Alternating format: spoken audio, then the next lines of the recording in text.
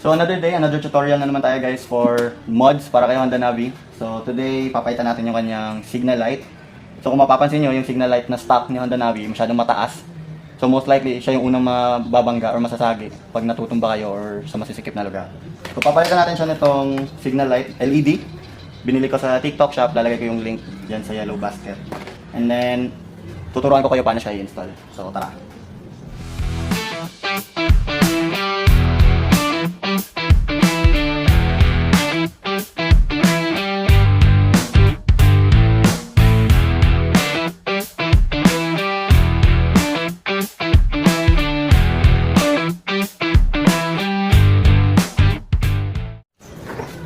So ito yung wirings niya sa loob ng headlight.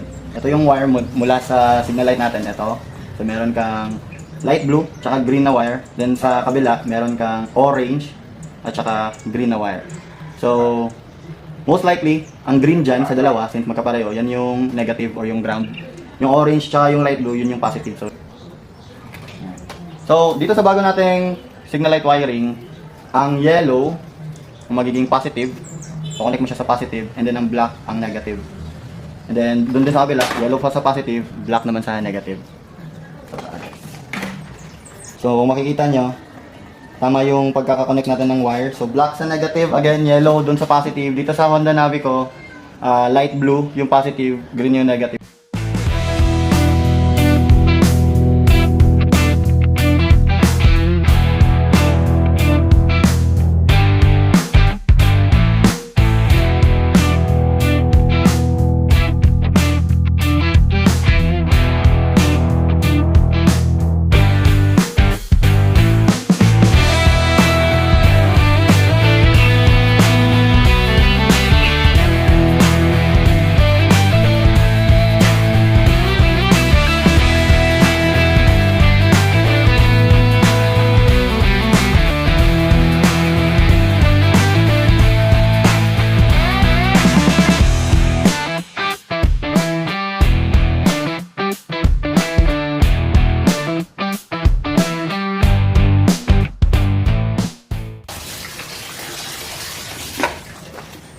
Ayan. Try natin ulit.